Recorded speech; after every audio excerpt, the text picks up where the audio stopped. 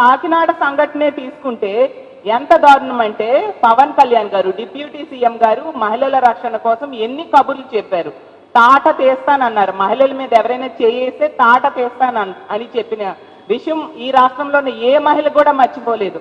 పవన్ కళ్యాణ్ గారు మీకు ఒకటే అడుగుతున్నాను, మా వైఎస్ఆర్ కాంగ్రెస్ పార్టీ మహిళా విభాగం తరఫున, అలాగే ఆంధ్ర రాష్ట్రంలో ఉన్న మహిళల తరఫున, మీ సొంత జిల్లాలో మీరు మంత్రిగా ప్రాతినిధ్యం వహిస్తున్న మీ సొంత జిల్లాలో 50 మంది మహిళలకు నెల రోజులుగా ఒక దుర్మార్గుడు ఈ విధంగా శరీర భాగాలను ఫోటోలు తీసి వేధిస్తే ఎంతమందికి తాట తీశారు? మీరు ఎక్కడికి వెళ్ళిపోయారు డిప్యూటీ సీఎం గారు అని నేను అడుగుతూ ఉన్నాను.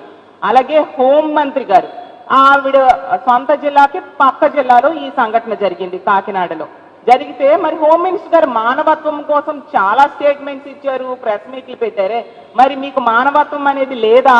50 మంది ఆడపిల్లలు ఎంత దారుణంగా లైంగిక వేధింపులకు గురయ్యారు కదా, మరి మీరు ఎక్కడ స్పందించారు?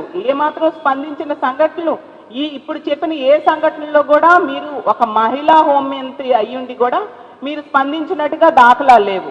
మీరు ఏం చెప్పారు హోంమంత్రి గారు? కూటమి ప్రభుత్వం అధికారంలోకి వచ్చింది, ఈ రాష్ట్రంలో ఉన్న మహిళలందరూ ప్రశాంతంగా నిద్రపోవచ్చని. ఎక్కడమ్మా ప్రశాంతంగా నిద్రపోతున్నారు? ఈ విధంగా వేధింపులకు, లైంగిక వేధింపులకు గురవుతూ ఉన్నారు.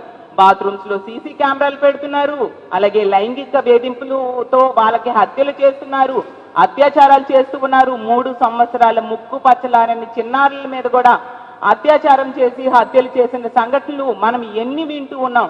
మీరు ఏం చేస్తూ ఉన్నారు? ఏ ఒక్క సంఘటనలో అయినా